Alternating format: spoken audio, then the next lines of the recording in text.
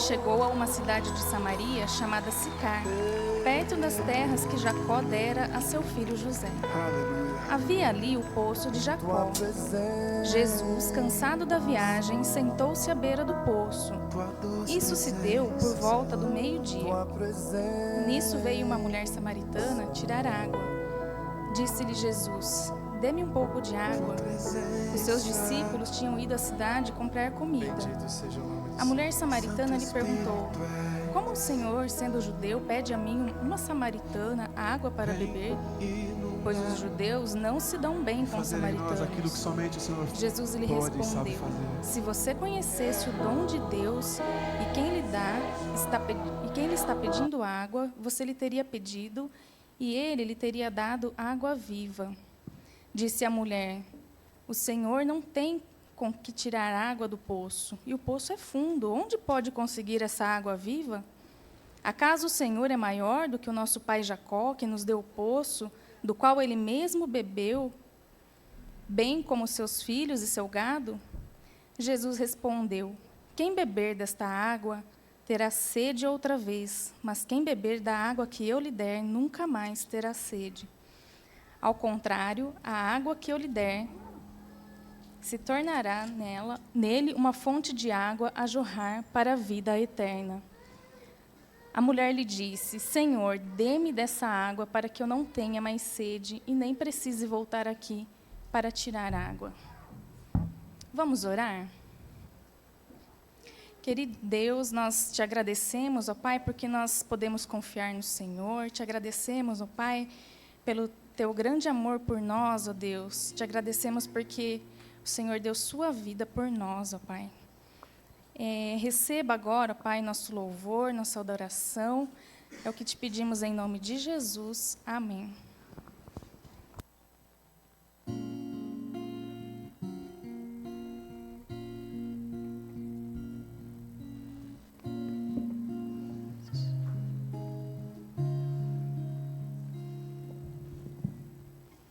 Junto ao poço estava eu, quando um homem judeu viu a sede que havia em mim. Sem me ouvir, conheceu e me ofereceu uma água que jorra sem fim. Dá-me de beber, pois tenho sede. Não quero mais buscar em outras fontes. Não precisarei aqui voltar pra minha sede saciar, uma vez que eu já ouvi teu falar. Tu és por quem a minha alma esperou, a fonte da vida que me encontrou. És o dom de Deus, o Messias, o meu Salvador.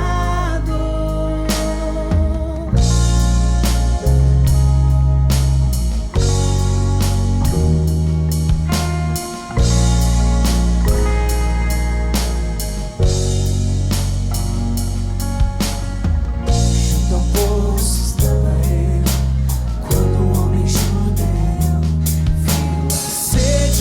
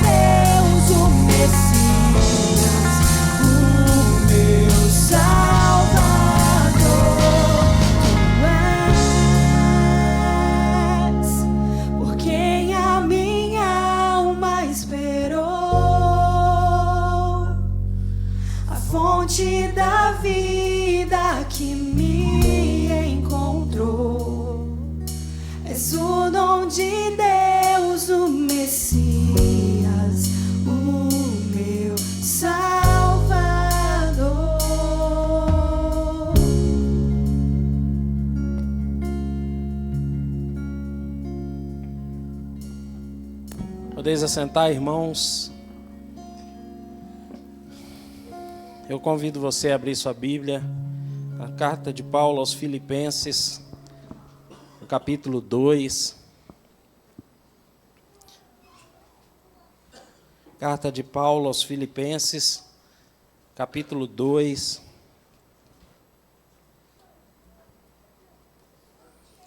Versículo 5.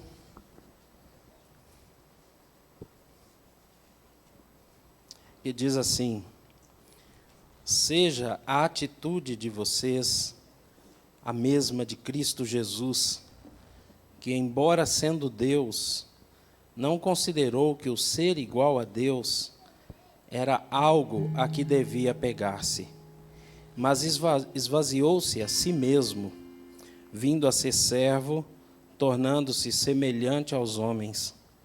E sendo encontrado em forma humana, humilhou-se a si mesmo e foi obediente até a morte, e morte de cruz.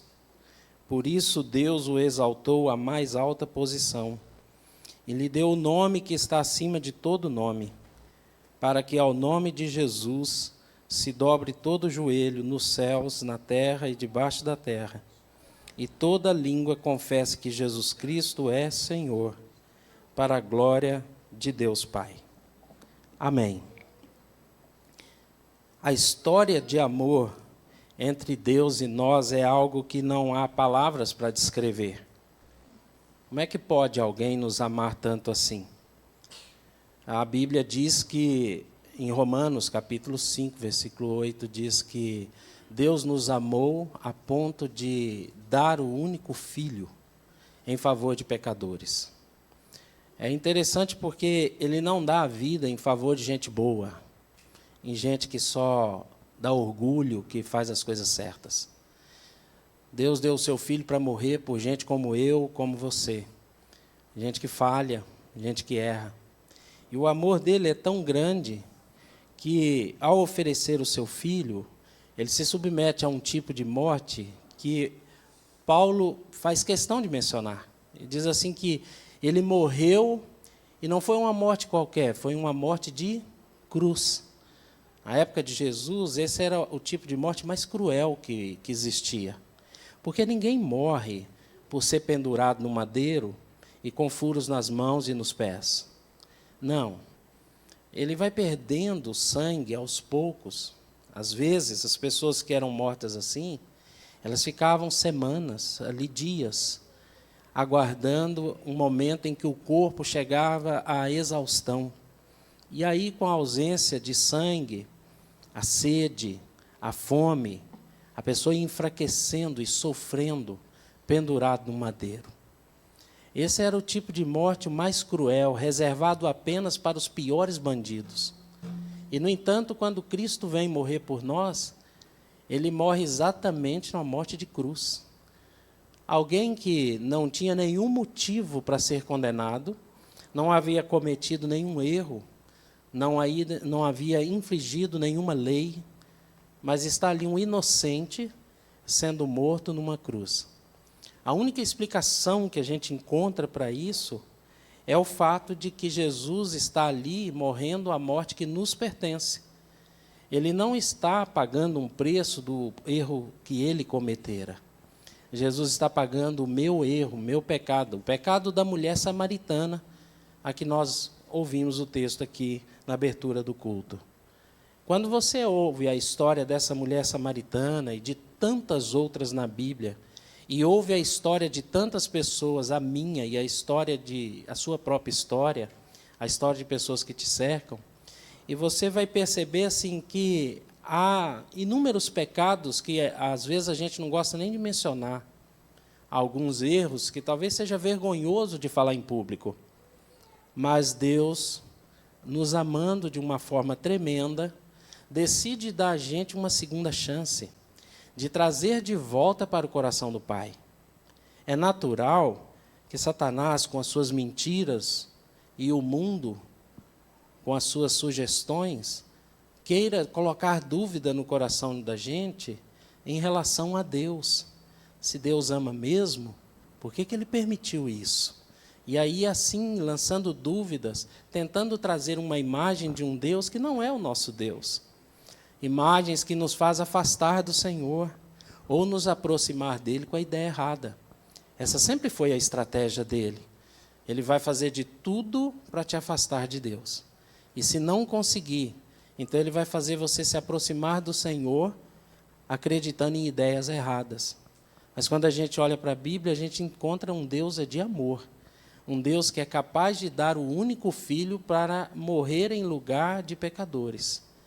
E eu fico pensando, quem é que tem coragem de fazer isso? A Bíblia diz que é difícil encontrar até mesmo pessoas que estejam dispostas a morrer por alguém que seja bom. É difícil encontrar. Agora, por alguém que é ruim, ninguém encontra.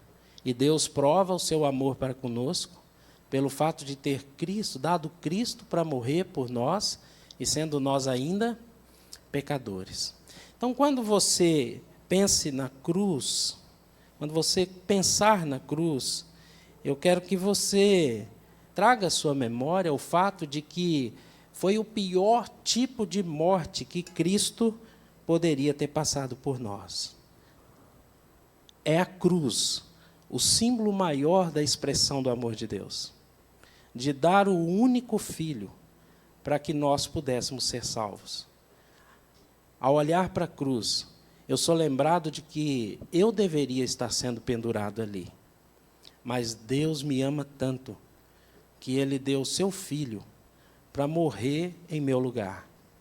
Se a gente não entender isso, nós não vamos entender o Evangelho.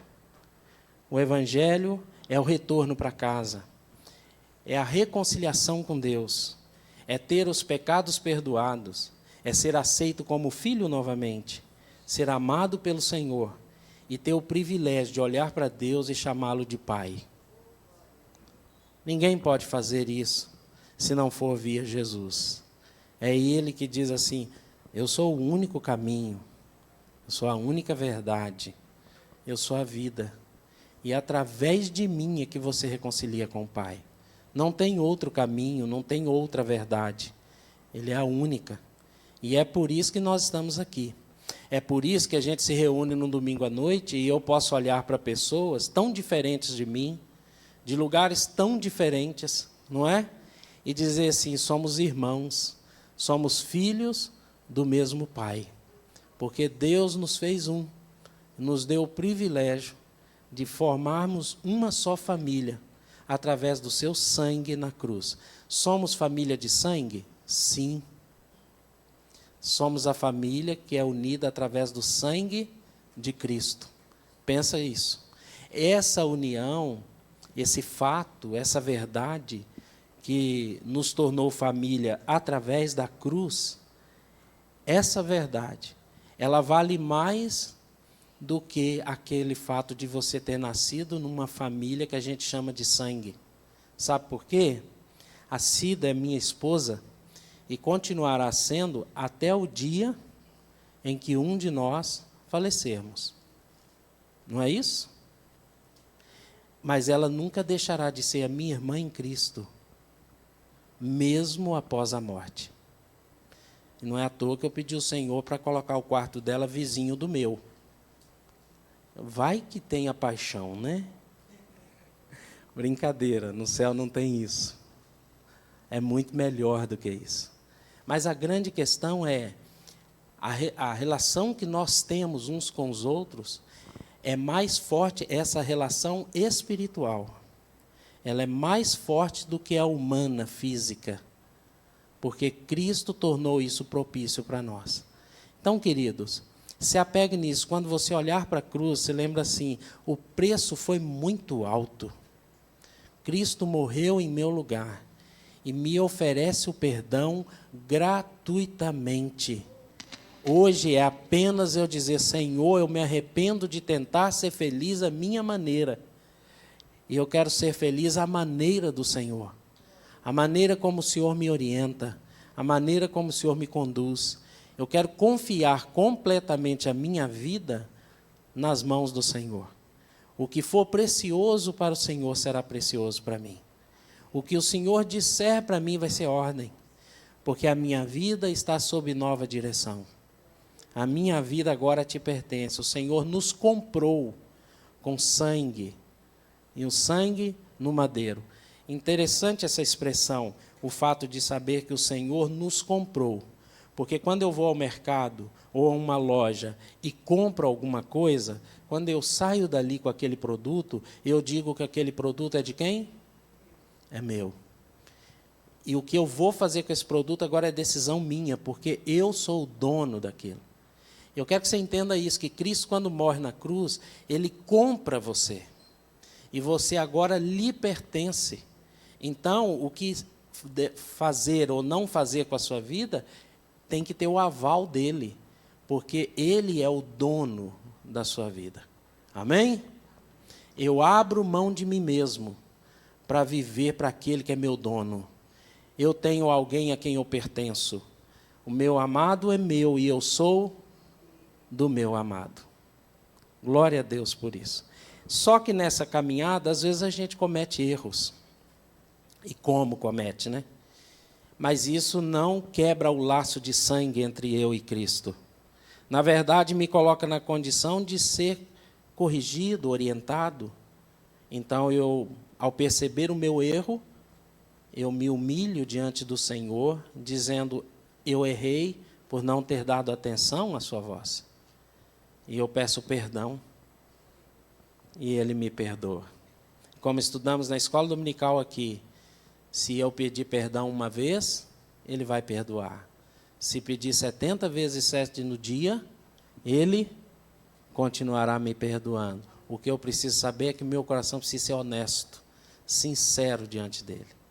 Amém? Quero te dar a oportunidade para você curvar sua cabeça, esquecer quem está do lado e falar com Jesus. Existe algum pecado a ser confessado? Existe alguma atitude na sua vida que precisa ser abandonada? Peça perdão a Ele por isso. E Ele está disposto a cuidar da gente.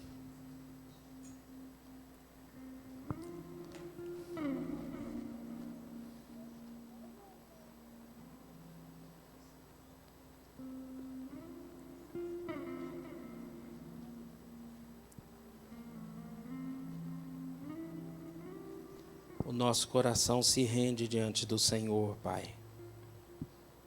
Sabemos que temos pecado diante do Senhor. E a nossa oração é que o Senhor lance teu olhar de misericórdia e por mais uma vez nos perdoe. Que a gente possa aprender com esse erro. Que a gente possa, Senhor, a ter uma disposição de viver de uma forma mais dedicada ao Senhor. E que em tudo na nossa vida possa contribuir para que o nosso relacionamento se torne cada vez mais íntimo e mais precioso. Obrigado pela tua morte na cruz. Obrigado por ter pago um preço tão alto e ter dado valor a pessoas que não tinham valor, como eu. Obrigado porque o Senhor me deu valor. Me deu a oportunidade de livrar-me de todo e qualquer sofrimento para estar com o Senhor para toda a eternidade. Obrigado pelo teu perdão na cruz e até que chegue essa nova morada onde estaremos com o Senhor para todo sempre, o Senhor ainda nos abençoa com uma família que é a extensão do teu amor na vida da gente. Senhor, eu quero agradecer pela vida de cada irmão, de cada irmã que está aqui nesse templo, nesse momento. É a família do Senhor que o Senhor trouxe para mim, para cada um de nós, que tem esse cuidado mútuo, de um cuidar do outro, de um se importar com o outro. É a expressão do amor do Senhor no nosso dia a dia. Obrigado pelo teu perdão, pela nossa reconciliação, mas também pela família, a família da fé, que o Senhor tem nos abençoado nesse lugar. Nós oramos com gratidão no nome de Jesus.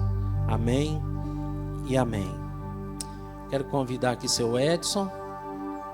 O Ender está presente? Eu não vi o Ender aqui. Não está. Rogério, você pode nos ajudar aqui? Então o Ender e o irmão Rogério, presbítero em disponibilidade, vai nos ajudar aqui na distribuição dos elementos. Eu quero convidar todos aqueles que são membros de uma igreja evangélica e estão em comunhão com ela a Assim que a gente estiver cantando uma música, você vem aqui, pega do pão e do cálice. Mas se você não é um membro de uma igreja evangélica, ainda não passou pelo batismo, ainda não tornou pública a sua fé, eu convido você a vir aqui também pegar da uva como um sinal de compromisso com Deus. Eu quero assumir um compromisso com Deus, então você vem e pega da uva. Eu falo isso até para as crianças, viu? As crianças só devem vir aqui pegar da uva se quiser se comprometer com Jesus. Se quiser amar Jesus com todo o coração, tá bom? As crianças de colo, obviamente, os pais podem pegar e servi-los, tá? Mas aqueles que têm entendimento, que eles decidam por si, tá bom? Deus nos abençoe. Vamos ficar de pé, queridos. Enquanto louvamos ao Senhor, nós vamos distribuir os elementos da ceia.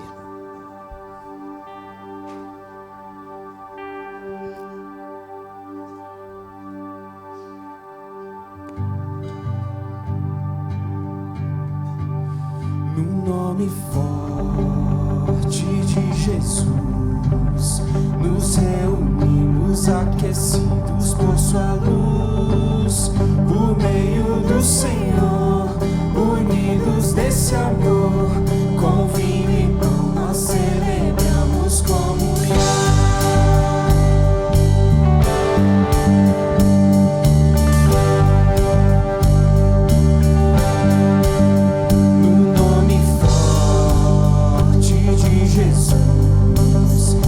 Reunimos aquecidos por sua luz, por meio do Senhor,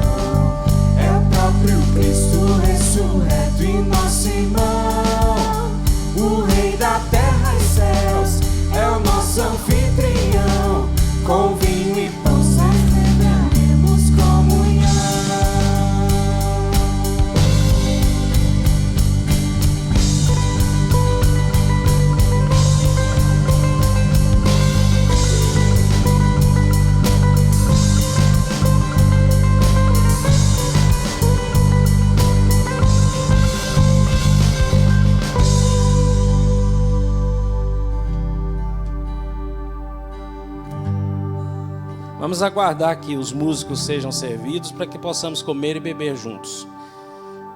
Do Senhor é a terra e tudo que nela existe, o mundo e os que nele vivem, pois foi ele quem a estabeleceu sobre os mares e firmou sobre as águas. Quem poderá subir ao monte do Senhor? Quem poderá entrar no seu santo lugar?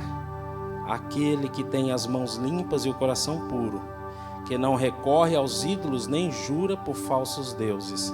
Ele receberá bênçãos do Senhor, e Deus, o seu Salvador, lhe fará justiça.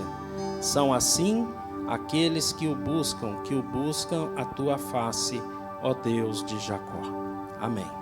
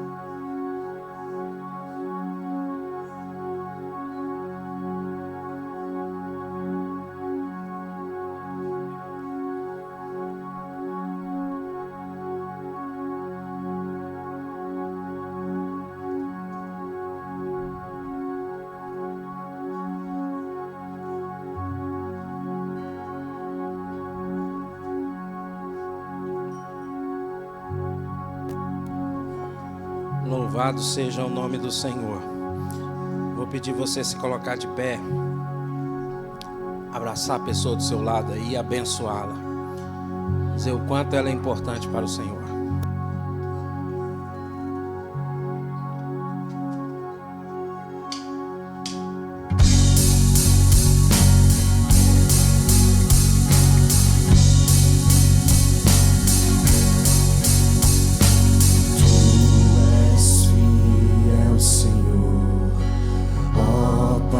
Celeste, teus filhos sabem que não falharás, nunca mudaste, tu nunca faltaste, tal como eras, tu sempre serás.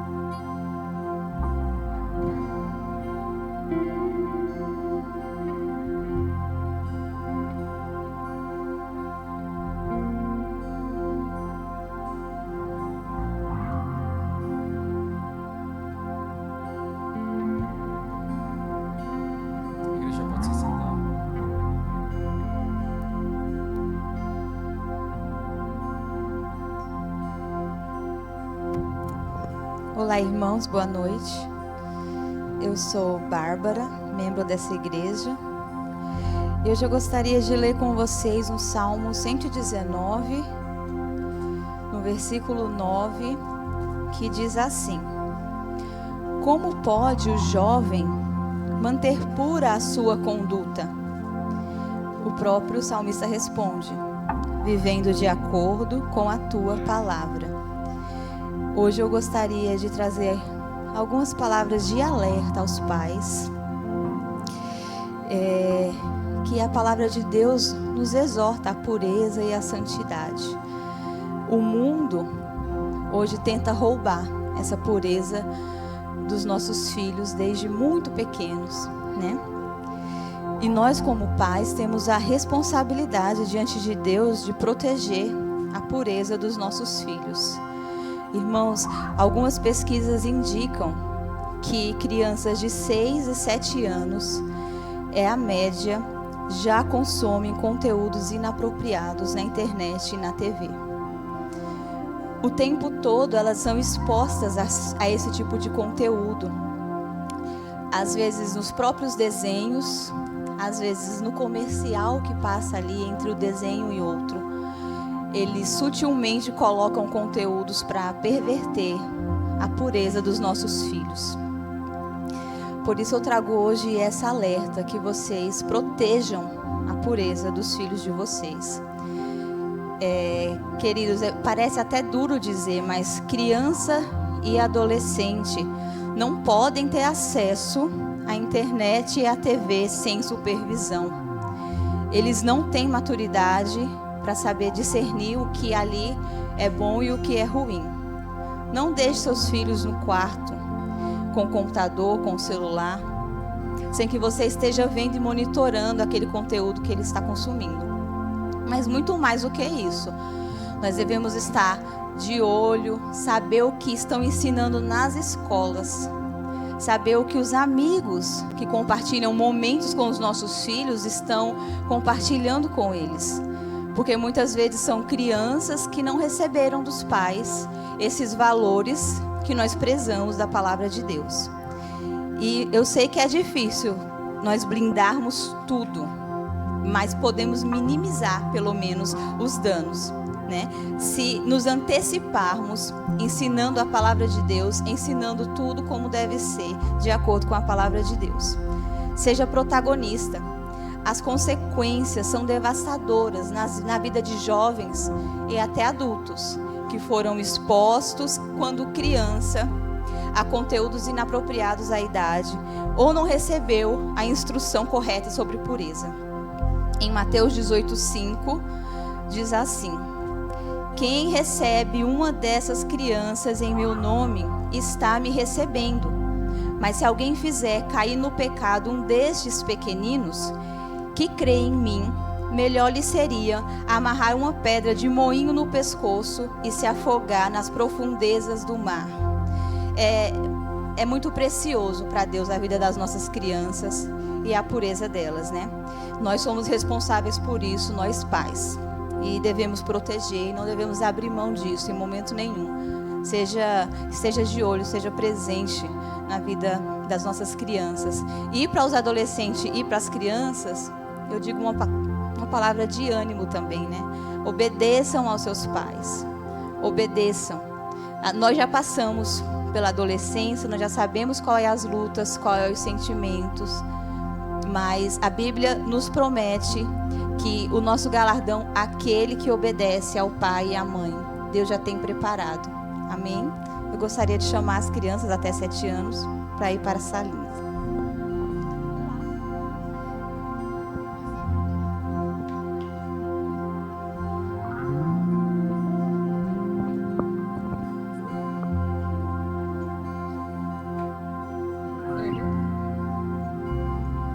Se vocês puderem curvar a cabeça e orar por essas crianças, apresentá-las a Deus. Senhor, estamos aqui com os nossos filhos, oferecendo a vida deles a Ti. Sabemos, Senhor, que o Senhor tem o melhor, que o Senhor protege e cuida de cada um deles. Nos dê sabedoria e nos ajude a fazer, Senhor, diferença nesse mundo, a ensinarmos a Tua palavra, a ensinarmos a pureza ao coração dos nossos filhos. Eu agradeço, Senhor, em nome de Jesus. Amém.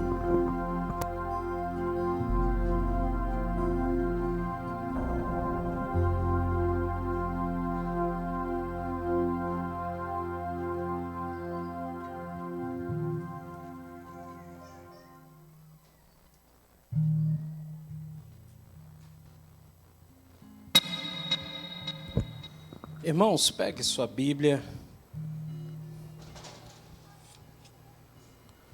e diga junto comigo: esta é a minha Bíblia. Eu sou tudo o que ela diz que eu sou. Eu posso fazer tudo o que ela diz que eu posso fazer. Eu estou pronto para ouvir e obedecer.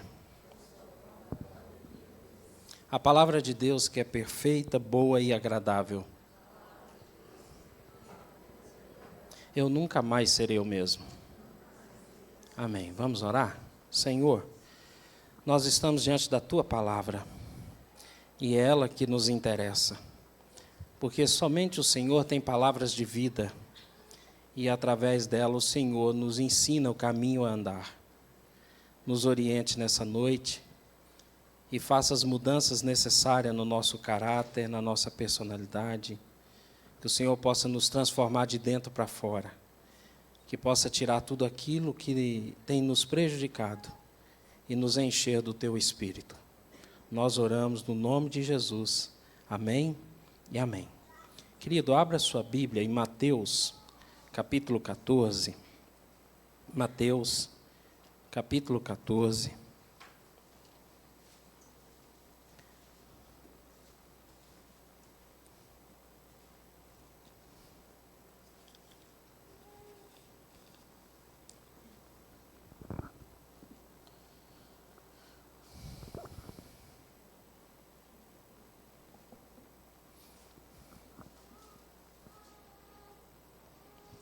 Versículo 22, que diz assim: logo em seguida, Jesus insistiu com os discípulos para que entrassem no barco e fossem adiante dele para o outro lado, enquanto ele despedia a multidão. Tendo despedido a multidão, subiu sozinho a um monte para orar. Ao anoitecer, ele estava ali sozinho, mas o barco já estava a considerável distância da terra, fustigado pelas ondas, porque o vento soprava contra ele. Alta madrugada, Jesus dirigiu-se a eles andando sobre o mar. Quando viram andando sobre o mar, ficaram aterrorizados e disseram: é um fantasma! E gritaram de medo. Mas Jesus imediatamente lhe disse: coragem, sou eu, não tenham medo.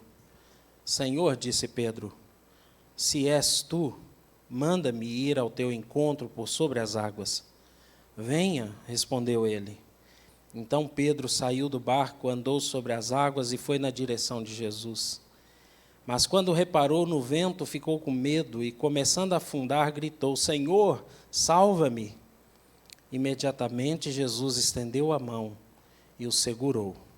E disse: homem de pequena fé, por que você duvidou?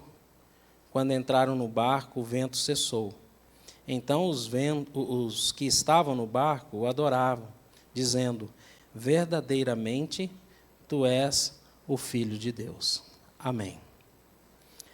Nós estamos com essa série de mensagens já há 3 semanas. Na primeira a gente falou sobre o conselho de pai, né? Na verdade é o tema da série, Conselhos do Pai. A ideia aqui é, já que a gente está começando um novo ano, quais seriam os conselhos que Deus tem para o coração da gente, para a gente passar um ano melhor? Não pensar simplesmente nos nossos planos para um ano melhor, mas até abrir mão deles por um momento, para pensar quais são os planos de Deus para a minha vida, para que eu tenha um ano melhor. E aí a gente pensou em alguns conselhos que a palavra de Deus nos dá, como Deus, como um pai, que se assenta e conversa com a gente. Primeiro domingo a gente falou daquele conselho da gente voltar-se para o Senhor. a gente abrir mão de sermos crentes apenas de uma mera religiosidade, mas de buscar um relacionamento com Deus. Isso faz muita diferença. A religiosidade é quando eu frequento templos, eu participo de cerimônias religiosas, mas no meu dia a dia não muda nada. Eu vou aos cultos, eu manifesto o meu amor por Deus, mas quando eu volto para casa eu continuo enredado nos mesmos pecados, fazendo as mesmas coisas, como alguém que nunca cresceu na fé. E nós então fomos convidados a voltar para o Senhor, a abrir mão desse tipo de vida, né? Mas olharmos para o Senhor. No segundo domingo a gente tratou aqui dessa questão de Deus nos amar independentemente do que nós fazemos, porque Ele é o nosso Pai. A gente precisa estabelecer na nossa vida que nós temos um Pai que nos ama, que nos orienta e que é capaz de fazer tudo por nós, inclusive até morrer numa cruz por nós. Então, nós somos lembrados de que nós não somos filhos sem pais. Nós temos um Pai celeste que cuida e que zela de cada um de nós. E Ele nos ama antes de você fazer qualquer coisa, simplesmente pelo fato de você existir. Deus ama você. Assim como a gente ama os nossos filhos, você perguntar o que foi que seu filho fez para você amá-lo. Ele não fez nada, ele nasceu. Foi só isso que ele fez. O fato de ter nascido, ele foi alvo do nosso amor. Então, sendo nós falhos, amamos os nossos filhos, imagina Deus, que é perfeito. E Ele nos ama, apesar do que somos. Nós temos um Pai. Domingo passado, nós falamos que nós precisamos confiar nesse Pai. E a confiança é algo que se adquire, é algo que se observa, é olhar para o que Deus faz, é olhar para a sua palavra e observar se aquilo realmente é assim. Basta olhar para o exemplo de Jesus e de tantos outros personagens na Bíblia e ver o que acontece com a vida daquela pessoa que ouve e obedece. E aí, quando você vê isso, e quando você vê isso na vida de pessoas reais que você conhece, você percebe que quando Deus fala um negócio, é porque é a verdade. Vai se cumprir exatamente aquilo que está na sua palavra. Então, nós podemos confiar, porque confiança é adquirida. É por isso que nós somos convidados a segui-lo, a caminhar com ele para observar. Mas hoje nós somos convidados a imitá-lo. Agora que a gente já voltou-se para o Senhor, tem a consciência de que Ele é nosso Pai, que nós podemos confiar nele, agora chegou o momento que nós somos convidados a fazer o que Ele faz, a imitá-lo. E esse é o desafio para nós nessa noite e para toda a nossa vida. O texto que lemos nos traz uma outra tempestade. Não sei se você está lembrado, mas domingo passado, nós falamos aqui de uma tempestade no mar, em que Jesus estava dormindo na polpa do barco. Essa aqui é uma outra tempestade. Só que Jesus agora não está no barco com os discípulos. Eles haviam passado um dia atendendo a multidão. E no final daquele dia, o Senhor deu uma ordem para os discípulos, dizendo assim: vão atravessando o mar à minha frente, à nossa frente aí, e depois eu vou. E na cabeça dos discípulos, como tinham 2 barcos na praia, eles pensaram: vamos todos num barco só e vamos deixar o outro para que o Senhor vá. Não é? Pensamento lógico. E eles então vão todos num barco e deixam o outro para Jesus. Mas a Bíblia diz que naquela noite Jesus sobe ao monte a fim de orar. E ele passa ali a noite orando com o Pai. Quando acontece a tempestade. E os discípulos, então, homens experientes, passam um aperto tremendo, porque eles não conseguem resolver aquele problema.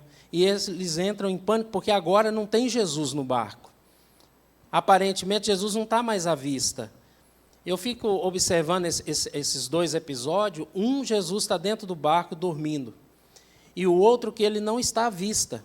Mas em ambos os casos, Jesus é a solução. Não é? Então, assim, Jesus está trabalhando nesses homens essa questão do desenvolver a confiança, a fé, de que eles podem confiar no Senhor, eles podem ter fé no Senhor, mesmo que não conseguem ver. Mas se Ele diz que vai cuidar, Ele vai cuidar. A história, bem narrada aqui por Mateus, conta que, depois de ter tentado tudo, certamente eles esperavam a vinda de Jesus ali no outro barco, mas possivelmente naquele momento eles começam a atribuir humanidade, bastante humanidade a Deus, né? Dizendo, olha, se nós que somos homens experientes, estamos num barco aqui e a gente está para afundar, imagina ele sozinho, que não tem experiência com navegação, porque ele é carpinteiro, ele não trabalha no mar. Então, certamente, eles começaram a pensar várias impossibilidades para Jesus estar ali. E não é à toa que eles são surpreendidos quando Jesus ele não vem por trás do barco, porque se eles estão indo, obviamente, esperava que Jesus viesse atrás deles. Mas, de repente, Jesus aparece andando sobre as águas, na frente do barco. Assim, mas como que ele fez isso? A gente deixou ele lá atrás. E agora ele aparece aqui na frente. Sabe por que ele fez isso? Porque ele é Deus. Essa é uma manifestação do poder de Jesus, mostrando que ele não era só um ser humano, mas ele era Deus feito homem. Então, ele vem andando por sobre as águas, na parte da frente. Os discípulos, num primeiro momento, se tornam infantis, porque eles começam a acreditar até em coisas que não existem. É um fantasma, é o Gasparzinho que está vindo ali. Não é? Eles começam a acreditar nisso. E eles falam isso para os outros. E, segundo a Bíblia, eles gritam. Estão desesperados. Mas é Pedro quem o reconhece. Ele diz, não é o Gasparzinho. E o Senhor usa da fala, diz, calmem. Não sou o Gasparzinho, não sou um fantasma. Sou eu que estou aqui. E naquele momento, então, acalma-se um pouco o coração, e Pedro faz algo aqui que é espetacular. Pedro diz assim, se é o Senhor mesmo, então mande que eu ande sobre essas águas, indo até o Senhor. Pedro tinha certeza de se tratar de Jesus. Mas aí você fica pensando, mas por que Pedro tem essa atitude? De onde ele imaginou que o fato de ser Jesus estava ali na frente, que ele também poderia andar sobre as águas? De onde surge isso?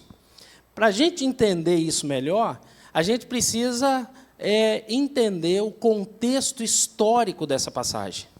Caso contrário, a gente vai ficar sem saber o porquê que Pedro fez isso. E eu quero trazer para você aqui o que era o contexto dessa época. Passa o próximo slide, não sei se vocês estão com um slide aí, mas eu estou sem. Isso. Primeiro a gente precisa entender de como que era a educação de um judeu. Na época de Jesus, quando, especialmente os meninos, quando eles nasciam, principalmente o pai, ele tinha a responsabilidade de ensinar o seu filho a Torá. O que era a Torá? A Torá significa ensino.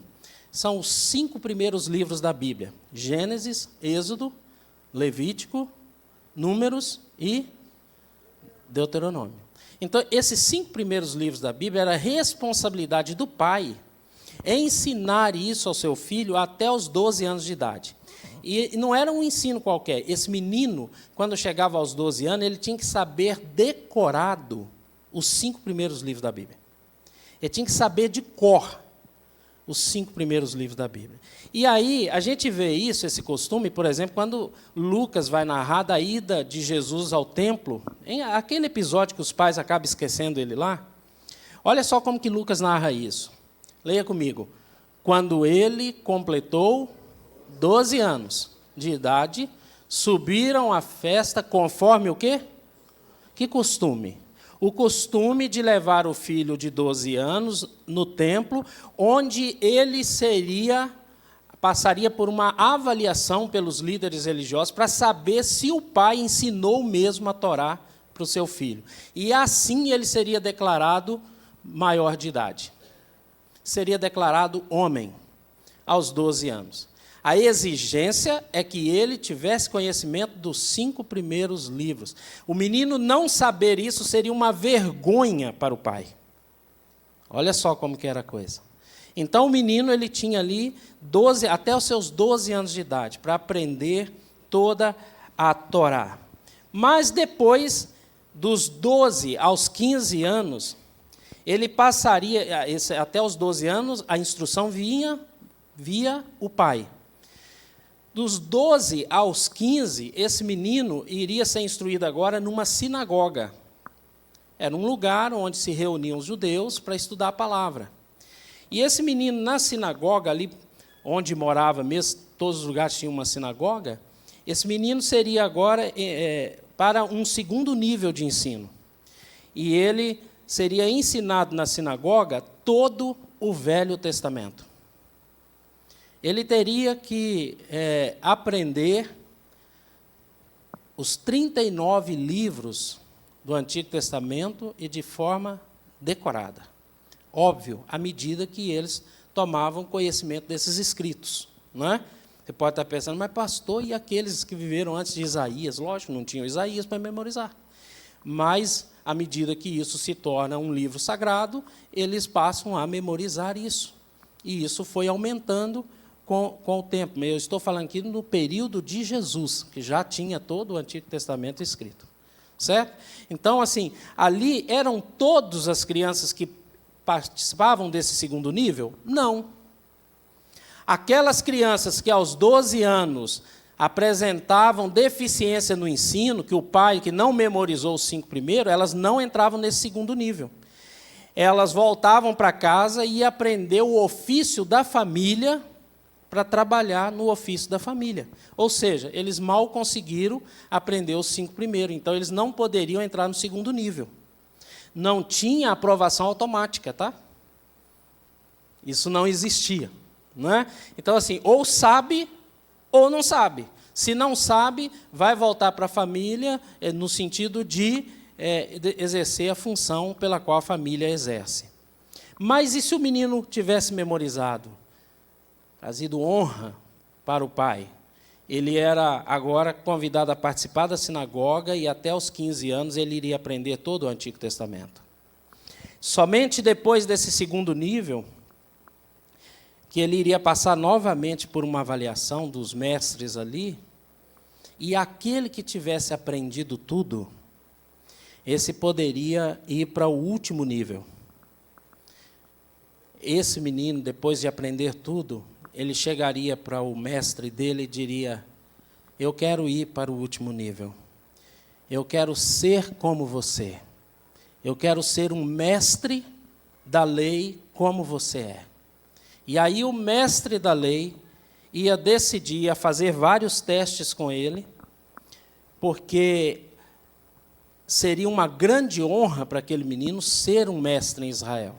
Porque em Israel, ser mestre é a profissão mais desejada por todo judeu. É a mais honrada, é a de um mestre. Eles são respeitados em todo lugar que vão. Você tem uma ideia, entre os judeus, um mestre, quando passa na rua, todo mundo para o que está fazendo, inclina a cabeça em sinal de respeito para que ele possa passar. É a profissão mais respeitada e reverenciada entre o povo judeu. O mestre. Bem diferente da gente, né? Muito diferente. Então, ter um filho assim era uma honra indizível. Era um privilégio sem tamanho, era ter um filho que fosse mestre. Mas, somente aos 15 anos é que ele poderia se oferecer a um mestre para ser discípulo daquele mestre. E aí, se o mestre entendesse que aquele menino, você sabe os 5 primeiros livros, você sabe todo o Antigo Testamento, mas você não demonstra as aptidões que eu entendo ser necessário para ser igual a mim, então você não será. Agora precisaria passar por uma avaliação do mestre. E se ele dissesse isso, o menino teria que voltar para casa, aprender a profissão da família e dedicar sua vida a isso. Mas jamais seria um mestre. Então, era o mestre que decidia se ele será ou não, mas era o aluno que se oferecia. Aquele que se oferecia passava pela avaliação e assim só se tornava mestre o melhor dos melhores. Somente esses é que se tornavam mestres em Israel. A partir daquele momento, o conselho dos pais, que agora estava rindo de orelha a orelha, né, porque o menino foi aceito para ser igual ao mestre, aquele menino deixava de morar com os pais e passava a morar com o seu mestre. E ele passaria a viver com seu mestre da idade dos 15 aos 30 anos. Ele passaria 15 anos morando com o mestre, porque ele iria replicar tudo do seu mestre, ele iria aprender por imitação. É a convivência, até a maneira de falar, o jeito de se portar, ele ia aprender tudo, o conhecimento que tinha, mas o estilo de vida. O sonho daquele menino seria ser confundido com seu mestre, a ponto de alguém chegar e falar assim: você se parece com fulano, mestre fulano de tal. Isso para ele seria a coroação. Eu quero ser parecido com o mestre tal. Ele era discípulo. Discípulo é aquele que aprende por imitação, que quer ser igual, que quer fazer a mesma coisa. E assim era o desejo desses meninos e dos pais. O conselho dos pais para esses filhos seria: filho, ande tão próximo, mas tão próximo do seu mestre, que a poeira da sandália dele grude na sua roupa. Em outras palavras, imite. Faça tudo o que ele faz. Seja a cópia fiel do seu mestre, para que você, aos 30 anos, seja confundido com ele. Esse era o desejo dos pais. E somente aos 30 anos é que esse menino poderia, então, ser reconhecido como mestre em Israel. Aí, a partir dali, ele poderia discipular outros meninos. Ele seria o mestre, só a partir dos 30 anos. Isso aqui nos faz entender uma série de coisas. Com que idade Jesus começa o seu ministério? Você se lembra? 30 anos. Você nunca se perguntou por que Jesus esperou tanto para começar seu ministério? Por que ele não começou lá com seus 20, com seus 18? Por que Jesus não começou antes? Porque em Israel a cultura do judeu só reconhece como mestre quem tem 30 anos ou mais. Então Jesus aguarda pacientemente os 30 anos para começar o seu ministério como mestre em Israel, obedecendo uma cultura, seguindo uma tradição. Não sei se você sabia disso, mas ele precisava aguardar os 30 anos. Mas não para aí. Segundo slides que nós temos aqui, vem esse chamado que o Senhor tem dos discípulos. Como é que ele faz isso? Aos 30 anos você vai encontrar Jesus caminhando no mar da Galileia. E ali ele encontra 2 irmãos trabalhando, pescando, que é Pedro e André. Eles eram filhos de Zebedeu. Zebedeu era dono do maior frigorífico de peixe da época. Riquíssimo. Né? Mas eles trabalhavam para Zebedeu. Desculpa, eles não eram filhos de Zebedeu. Tá? Cometi um ato falho aqui. Eles trabalhavam para o Zebedeu. Eles eram irmãos, mas filhos de Zebedeu eram Tiago e João. Então, aqui, os 2 estão trabalhando para Zebedeu. Se eles estão trabalhando como pescadores, qual a dedução que a gente tem? Eles passaram pelo teste dos 5 livros? Talvez. Mas eles passaram pelo teste de memorizar toda a Bíblia? Não se sabe, possivelmente não. Sabe por que a gente acha que não? Porque quando, bem depois, as autoridades abordam Pedro e João, a Bíblia diz assim: sabendo que eram homens iletrados. Ou seja, eles não eram o melhor dos melhores. Eles haviam sido despedidos para voltar para casa e aprender o ofício da família. Significa que eles não são o melhor dos melhores. Eles estão pescando, mas Jesus agora é mestre. E Jesus passa por ali e olha para aqueles homens e faz um convite, o que os deixa ainda surpresos. E qual é o convite? Leia comigo. Então Jesus lhes disse: sigam-me e eu farei pescadores de homens. No mesmo instante, eles deixavam as redes e os seguiram. Entenda o que está acontecendo aqui. Quando Jesus passa, é um mestre, reconhecido um mestre. E ele chega e olha para aqueles 2 homens pescando e diz assim, sigam-me. Eles entenderam o que ele estava falando. Ele está dizendo assim, vocês foram reprovados na escola judaica. Vocês foram inadequados a se tornarem mestres de Israel. Mas eu escolho vocês para serem meus discípulos. Sigam-me. É por isso que o texto diz assim, o que eles fizeram imediatamente? Você entende por que eles deixaram imediatamente? É deixar de ser pescador para se tornar discípulo de um mestre. Tem noção? O privilégio que é isso? Ele diz, eu abro mão de tudo para me tornar discípulo de Jesus. Era isso que eles estavam pensando. Então, eles abrem mão de tudo e eles seguem a Jesus. Não haviam passado no teste, foram reprovados, estavam pescando, mas Jesus olha para eles e diz, eu quero vocês. Não é fantástico? Eles tinham aptidões para isso? Não, porque Deus não chama gente capacitado. Deus não chama gente que é inteligente, no sentido assim de levar a vida cristã na base da inteligência. Não, Ele chama gente simples, pecador, gente que falha, gente de caráter duvidoso. E chama gente como eu e você e diz assim, siga-me, torne-se meu discípulo. É um privilégio tão grande que a gente não faz ideia, porque para nós, ser discípulo de Jesus não tem tanto valor assim. É melhor ser engenheiro químico, é melhor ser doutor, é melhor ser qualquer coisa, menos discípulo. Entre ser discípulo e seguir uma carreira profissional, qual que a gente vai optar? Você tem dúvida? Porque ser discípulo não dá dinheiro. Não precisa nem ser uma carreira muito grande. Mas por quanto a gente tem, a gente abre mão de ser discípulo de Jesus? Por quais coisas? O que tem me impedido de ser um discípulo melhor de Jesus? A gente abre mão porque não acha que isso tem tanto valor. Eu me contento em frequentar a igreja no domingo à noite. Mas replicar a vida de Jesus na minha, não é minha prioridade. Eu não estou preocupado com isso.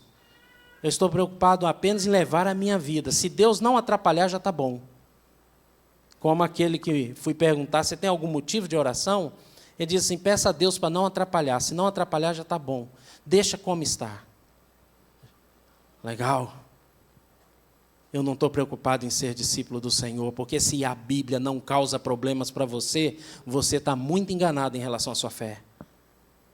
Se a Bíblia não te provoca a ser alguém melhor do que você é hoje, você está caminhando passos largos, não é para o céu, não. Você está perdido e não está sabendo. A Bíblia tem que nos causar problemas. Ela tem que me pedir para perdoar quem eu não estou disposto. Ela tem que me pedir, ela tem que me desafiar a ser uma pessoa que não fala mentira, mas somente a verdade, que trabalha honestamente, que respeita o próximo, que leva uma vida íntegra, que uma vida de gente que está sempre de joelho diante do Pai. Alguém que tem prazer em ler a palavra de Deus e se deixar ser guiado por ela. Alguém que queira imitar Jesus nos mínimos detalhes. Se a Bíblia não faz isso com você, repense se você realmente é cristão. Ou se você não é um mero religioso. Nós somos convidados a imitar Jesus, ser discípulo do grande mestre. As próprias autoridades reconheceram que esses homens não eram homens aprovados, mas, no entanto, se surpreenderam, porque reconheceram, diz a Bíblia, que eles haviam estado com o Mestre Jesus, porque na forma, com a autoridade com que falavam, eles foram reconhecidos que foram treinados, sim, por um grande mestre. Entende? Eram homens inadequados que o Senhor trabalhou, mas eles tiveram que deixar tudo para seguir ao Senhor. Jesus chama homens reprovados para fazer deles homens que mudariam o mundo. Pensa isso. Quando o Senhor nos chama, Ele tem um plano que é maior do que a própria história, que ultrapassa. Nós estamos aqui porque esses homens acreditaram no projeto de Deus para a vida deles. Nós estamos aqui lendo escritos que esses homens escreveram, que andaram com o Senhor e marcaram as nossas vidas. Mas homens, quantos pescadores haviam na sua época? Mas somente eles deixaram tudo e seguiram a Jesus. Quantos profissionais, quantos governadores não tiveram na sua época? Nenhum deles é motivo para a gente estar aqui hoje.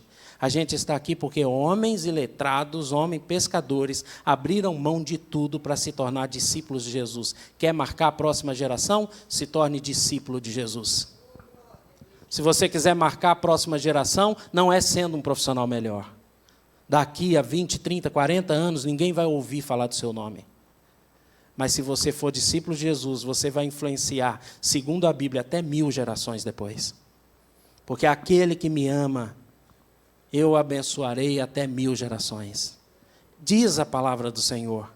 Quem marca a história na vida daqueles que vêm depois, é aqueles que andam com Jesus na vida de hoje. Então decida pela fazer a melhor coisa, imitar o mestre. Ser idêntico ao mestre. E é por isso que eu passo para o próximo slide aí, que Pedro, esse Pedro aqui, a gente voltando ao texto da tempestade, quando chega ali, Pedro está pensando assim, se Jesus é meu mestre e eu tenho que imitá-lo, então tudo que ele faz eu também posso fazer. E é por isso que ele diz assim, então se é o Senhor mesmo, o meu mestre, então diga para mim que eu posso andar sobre as águas assim como o Senhor está andando, porque se o Senhor está andando, então eu posso andar. Você entendeu o que está por trás da fala de Pedro? Se o Senhor é o meu mestre, então eu posso fazer o que o Senhor diz que eu posso fazer. Então, se o Senhor der a ordem para eu andar, eu poderei andar sobre as águas, porque o Senhor está mandando. E se o Senhor é o meu mestre, o que o Senhor fala, eu posso obedecer, porque vai acontecer. Pedro não está dizendo que ele vai se tornar um Deus, não, mas que ele vai obedecer uma ordem do mestre dele. Se o mestre falar, ande sobre as águas, eu ando sobre as águas. O que determina o meu comportamento é o que o mestre falar. Se o mestre disser, faça isso, eu farei isso, é um absurdo, ninguém vai achar isso lógico, mas eu vou fazer porque o mestre mandou. Se o mestre falou, eu faço, eu não questiono. Então Jesus disse, então venha Pedro. E ele dá a ordem, venha. Vocês nunca parou para pensar nisso? Que fé é essa de Pedro? Que ele olha para Jesus e ele precisava apenas de uma ordem de Jesus para fazer. E ele diz, venha. Pedro não está pensando se é humanamente possível andar sobre as águas. Ele só está pensando em, se o mestre falou, eu obedeço. Então ele coloca o pé para fora do barco. Fica imaginando a cara dos outros discípulos. É louco, vai afundar.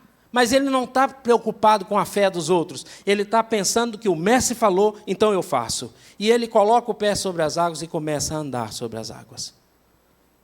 Glória a Deus. Sabe por quê? Quando você ouve a voz do mestre e obedece, coisas novas acontecem na terra. Quando a gente ora, quando a gente fica na dependência de Deus, a alegria no céu, o inferno fica agitado e acontecem coisas novas na terra. Porque alguém resolveu ouvir o mestre. Se você resolver ouvir o mestre e imitá-lo, você vai ver o que vai acontecer na sua vida e na vida da sua família. A grande questão é essa. Quando Deus fala com você, o que você faz? Eu penso diferente. É assim que você pensa? Ou você vai lá e põe em prática? Ou senão você até fala assim, não, está certo, mas não pratica, mas não obedece. Quando o Senhor disse para Pedro, venha, o que Pedro fez? Ele foi. Ele não ficou lá pensando, mas será? Será que vai dar? Não, ele simplesmente põe o pé na água. Ele vai. Era uma ordem absurda, mas ele vai. E ele anda sobre as águas. Mas no meio da caminhada, a Bíblia diz que Pedro, reparando na força do vento, ele tira os olhos de Jesus e começa a afundar. E o Senhor o pega pela mão. Olha só, ele está obedecendo, mas num determinado momento, ele tira os olhos de Jesus. Ele começa a afundar, o Senhor toma pela mão, que mão forte, né? E o coloca dentro do barco. E ainda chega para ele e fala assim, por que você duvidou? Por que você agiu com pouca fé? Por que você se tornou um homem pequeno? Se você não tivesse olhado para o vento, mas focado em mim, você não teria afundado. Cara, a gente ia voltar os dois andando para dentro do barco. Mas eu não desisto de você. E ele pega e coloca Pedro dentro do barco. Sabe, querido, o que eu aprendo aqui é que a falha de Pedro não é porque ele não acreditava em Deus, é porque ele foi observar outras vozes, a voz do vento, da tempestade, e ele se confundiu, porque o vento e a tempestade está dizendo assim: você vai afundar, cara. Você vai morrer hoje. Por que você está andando aqui sobre as águas? Mas a voz de Jesus era: venha. Venha. E entre a voz de Jesus e a voz do vento, ele reparando a força do vento, ele começa a afundar. Você nunca fez isso? Quantas vezes eu me identifico com Pedro, porque Pedro é aquele que tem fé para começar, mas não tem fé para continuar. Quantas coisas na sua vida você deixou de ser abençoado porque você tinha fé para começar, mas não tinha fé para continuar? Porque você tropeçou no meio do caminho, porque você começou até bem, mas de repente você desandou. Você deixou de olhar para Jesus e começou a olhar para a força do vento. E aí você afundou. Mas o nosso Deus é um Deus maravilhoso. É por isso que Pedro, ao falar sobre Jesus, já depois, com bastante experiência, ele vai escrever a sua carta e ele escreve isso. Vamos ler juntos? Para isso, vocês foram chamados, pois também Cristo sofreu em lugar de vocês e deixou o exemplo para que sigam os seus passos. Pedro entende, olha, ser discípulo de Jesus é seguir o exemplo de Jesus. Se ele falar que é para fazer, faça. Tudo o que ele fizer, imite. Seja como ele. Seja um verdadeiro cristão, uma cópia exata, fiel de Jesus. Se ele falar, faça, mas seja imitador do Mestre. Não abra mão da ordem de Jesus. Quando ele falar, venha, vá, sem medo. Parece absurdo. O Senhor está falando, venha andar sobre as águas. Não é absurdo? Você ousaria, no meio do mar, numa tempestade, ouvir a voz de alguém dizendo assim: sai do barco e anda sobre as águas. Você ousaria andar? Você é louco? Eu não quero morrer. Mas se a voz for de Jesus, então saia. Porque se ele falar venha, é porque ele garante. Entende? E às vezes andar sobre o mar com tempestade é uma linguagem figurada para nós. Quando a sua vida estiver agitada, quando tudo estiver dizendo não, quando tudo parecer impossível, busque no seu momento com Deus, na sua oração, na sua leitura da palavra, o que é que Ele quer que você faça. E faça exatamente o que Ele disser. Porque quando obedecemos o Senhor, imitamos o Senhor, então tudo se resolve. Porque Ele é capaz de acalmar o mar. Ele é capaz de fazer o barco chegar ao seu destino. Quando João narra esse episódio, ele diz assim: já se fazia escuro, os trovões riscavam o céu, os relâmpagos, mas Jesus ainda não viera. Ele coloca um ainda, como dizendo assim, depois de passar tantos anos andando com Jesus, ele sempre chega na hora certa. Parecia que estava tudo perdido, mas de repente Jesus chega. Ele entra no barco, acalma a tempestade, e aí no final do texto João diz assim: e o barco logo chegou ao seu destino.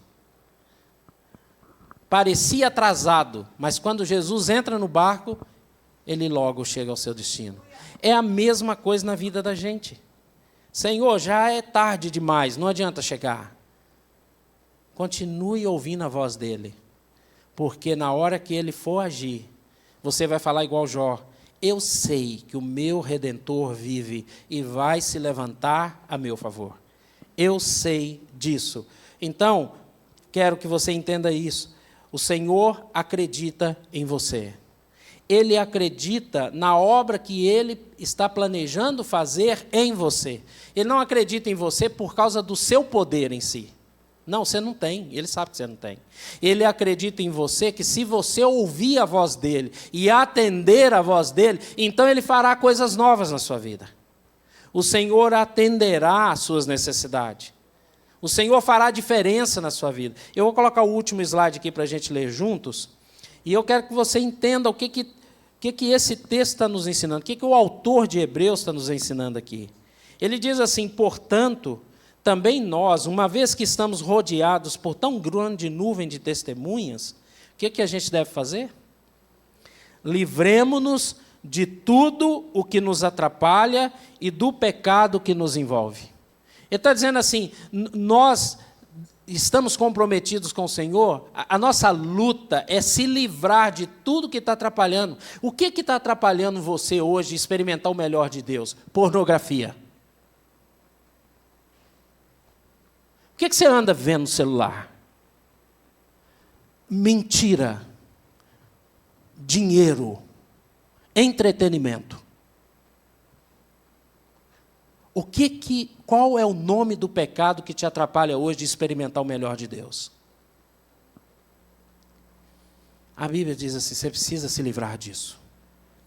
Você precisa deixar tudo para trás. E do pecado, observe que ele destaca duas coisas. A Bíblia atualizada diz assim, portanto, você deve deixar todo o peso e todo o pecado que tão de perto nos seduz. O que é isso? Peso é algo que ainda não é pecado, mas pode se tornar. Como a bebida, por exemplo. Não é pecado, mas pode se tornar, você está a um passo de tropeçar. Entende? Então, assim, a grande pergunta é, quais são os pesos que você está carregando? Quais são os pecados que você está carregando e que está te impedindo de desfrutar o melhor de Deus para a sua vida? Quais são os ventos fortes que estão tentando te derrubar? Você tem sido alguém que realmente tem buscado força no Senhor ou está tentando satisfazer seus desejos em outros lugares? Quantas vezes você já ouviu isso? Qual o pecado que você está cometendo? Adultério? Você está tendo sexo fora do casamento? A Bíblia diz para você livrar desse peso e do pecado que está acabando com você. Arrependa-se hoje mesmo e volte-se para o Senhor. Pare de ficar dando desculpa. Toma atitude. Encare seu pecado como pecado e não como uma fraqueza. Viva a vida cristã com integridade. E aí ele fala, esse pecado que tenta nos envolver. E ele fala que a gente deve correr como? Com perseverança.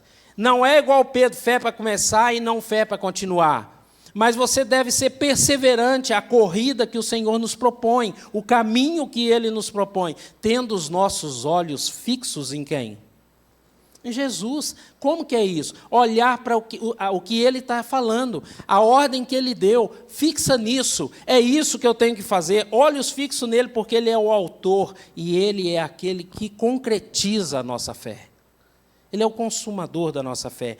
E aí ele fala assim, pense bem naquele que suportou tal oposição dos pecadores contra si mesmo, para que vocês, leiam isso comigo, para que vocês não se cansem nem... Pois é, na luta contra o pecado você já se cansou? Em servir a Deus você já abriu mão? Ele está falando, não se canse, não desanime. Quantas vezes você está próximo de receber uma grande vitória na fé e você desiste? Você começou bem. Alguns aqui fizeram discipulado. Quantos estão colhendo maná? Pensa. Você começou bem. Você abandonou. Você não está nem aí para o que Deus está querendo falar para você no dia a dia. Está levando a vida do jeito que você pensa que deve. Querido, você vai naufragar. Se não, já não naufragou. Você está sobrevivendo. Cristo deseja que você viva. Viver uma fé comprometida até o último. Parar de parecer ser, mas ser de verdade. Levar uma vida comprometida com o Senhor. Imite a Jesus. E mesmo que você tropeçar, lembra que ele segurou a mão de Pedro? Ele poderia ter olhado e falar, vai tarde, morre miserável. Quem mandou você não olhar para mim? Não é?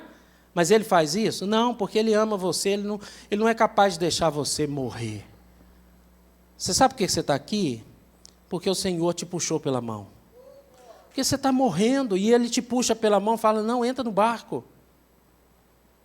Homem de pequena fé, mas eu não desisti do projeto que eu tenho para a sua vida. Você já desistiu, mas você traga ao barco para ouvir que Deus continua acreditando em você. Ele quer que você mude. A graça de Deus é maior do que os nossos tropeços. Deus quer abençoar você, mas precisa que você se comprometa com Ele. Eu servirei ao Senhor com todo o meu coração. Amém? Eu quero te dar aqui uma sugestão. Essa semana, nós começaremos aqui na igreja grupos de crescimento e amadurecimento na fé. Escolha um e participe. Na terça-feira, nós já temos um grupo que é fechado, não tem como entrar, somente aqueles que estão participando. Nós vamos recomeçar com o discipulado avançado. Terça-feira, nós estaremos aqui. Pastor, eu queria fazer discipulado. Fale comigo, você entra na fila de espera, próximo grupo, você é convidado. Mas na quarta-feira, nós teremos 2 outros grupos. Nós teremos o grupo de pais, ensinando os filhos a maneira de Deus. O Lucas e a Bárbara vão conduzir esse grupo. Foram treinados e preparados para isso. Conheço o material, fiz o curso com eles. Eles estão aptos para ensinar. Vão ensinar princípios valorosos da palavra de Deus. Então, se você é pai e quer participar, não tem mais vaga. Acabou também. Já se inscreveram todos. Mas você pode dar o nome para o Lucas e a Bárbara, e eles vão anotar seus nomes para quando for abrir um novo grupo, você participar. Pastor, e qual é o outro grupo? O outro grupo é de mulheres. Mulher única. Top de linha. Como diz o Luizinho, né? É um curso maravilhoso de como ser uma mulher de Deus única, preciosa. Esse curso toda mulher deveria fazer. Pastor, tem vaga? Não, acabou também. Mas e se eu quiser fazer? Não, agora você faz a inscrição com a Ana, do TEL. Eu gosto de falar Ana, do TEL. E com a Mirinha Keila, Mirinha do Edinho. Vai ficar tudo bonitinho. Né?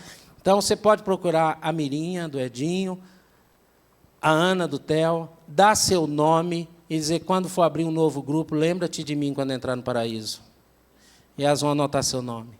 Pastor, então não adiantou nada? Não, tem um grupo na quinta-feira, que é um grupo de comunhão, de estudo e oração. Para o seu crescimento na fé. Tem vaga, pastor? Tem. É só vir. Quinta-feira, 19h30. Esse grupo, eu e a Nubinha, vamos estar conduzindo esse grupo. Eu e a Núbia. Nós vamos estar aqui conduzindo esse grupo para quem quer amadurecer na fé e crescer. Quinta-feira, 19h30. Esse grupo vai até o mês de novembro. Você é convidado a participar dele. Esse ainda tem vaga. Está aberto. O que eu tenho que fazer, pastor? Aparecer aqui na quinta-feira, 19h30. É só isso que você tem que fazer. Entendeu? Então você pode participar. Eu sou adolescente, pastor. Tem um grupo especial para mim? Tem. Está aberto? Tem vaga para esse? Tem. Você vai procurar o Wilson e a Ana. Eles estão aí? Não, né? E o Luizinho e a Adri, que estão aqui na frente. E eles vão instruir você como participar desse grupo. Tá bom? Então, assim, mas participe de algum grupo, para que você possa crescer, você possa ser acompanhado, para ter pessoas que vão te orientar, para você ser um cristão melhor. A igreja está oferecendo para você essa oportunidade. Então, saia da mesmice e decida investir na sua espiritualidade. Você sozinho não vai muito longe, vai fracassar. Então, se achegue a um grupo desse e deixa Deus te abençoar. Amém? Vamos orar? Na sua cabeça. Senhor, nós te agradecemos pela tua palavra. Nós queremos sair da mesmice e crescer na fé e na graça diante do Senhor. Queremos experimentar o melhor de Deus para nós. Nós não queremos, ó Pai, parar de crescer. Nós não queremos diminuir, mas nós queremos nos comprometer cada vez mais em andar com o Senhor e imitar o Senhor e sermos confundidos com o Senhor. Nos abençoe e nos conduza segundo a sua boa vontade. Nós pedimos, ó Pai, isso em nome de Jesus sobre nossas vidas, hoje e sempre. Amém e amém. Vamos louvar a Deus, queridos. Eu convido você a se colocar de pé e cantar com a nossa equipe essa música e depois receber a bênção do Senhor.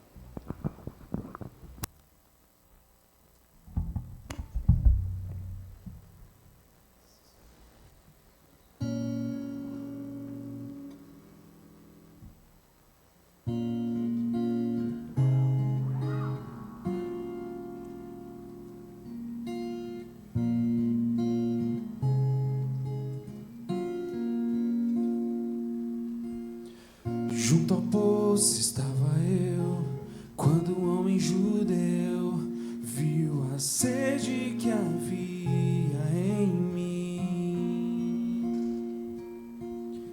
Sem me ouvir, conheceu e me ofereceu uma água que jorra sem fim. Dá-me de beber, pois tenho sede. Não quero mais buscar em outras fontes. Não precisarei aqui voltar pra minha sede saciar, uma vez que eu já ouvi teu falar. Tu és por quem a minha alma esperou, a fonte da vida que me encontrou. És o dom de Deus, o Messias, o meu Salvador.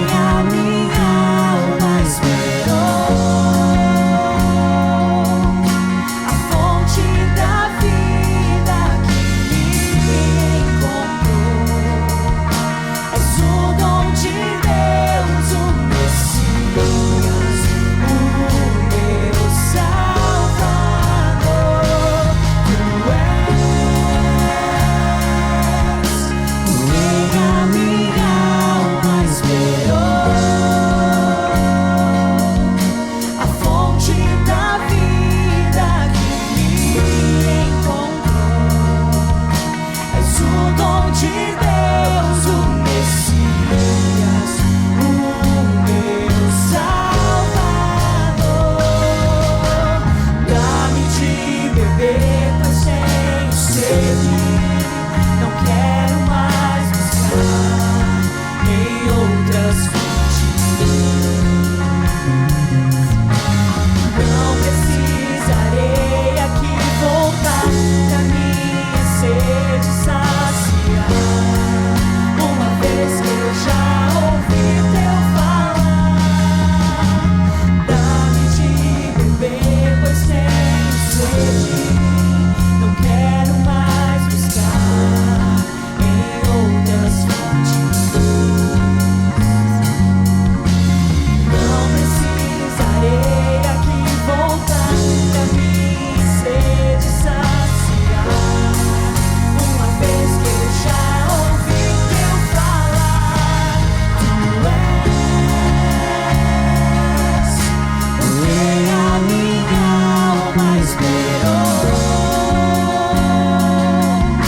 A fonte da vida que me encontrou. És o dom de Deus, o Messias, o meu Salvador. Tu és porque a minha alma esperou. A fonte da vida que me encontrou. És o dom de Deus, o Messias, o meu Salvador. Quero beber do teu rio, Senhor. Sacia minha sede, lava o meu interior. Eu quero fluir em tuas águas. Eu quero beber da tua fonte, fonte de águas vivas.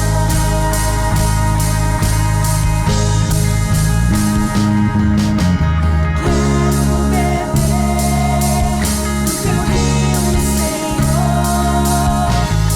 Sacia minha sede, lava o meu interior.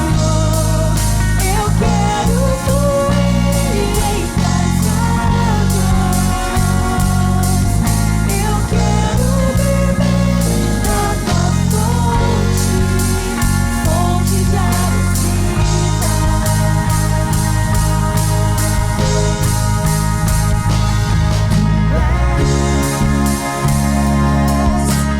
porque a minha alma esperou.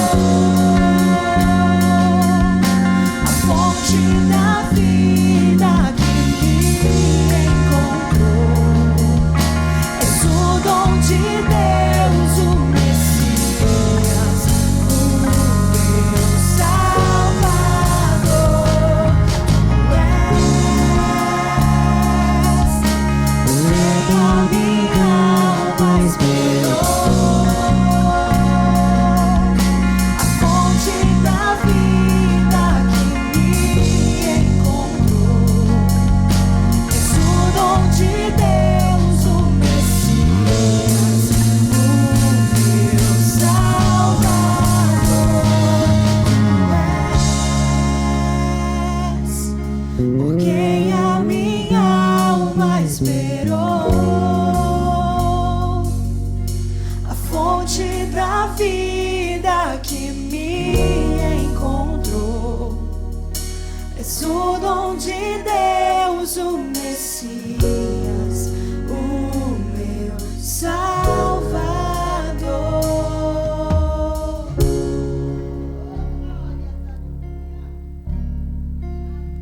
Estenda suas mãos e receba a bênção do Senhor. Que o Senhor esteja ao seu lado como grande amigo e companheiro de jornada.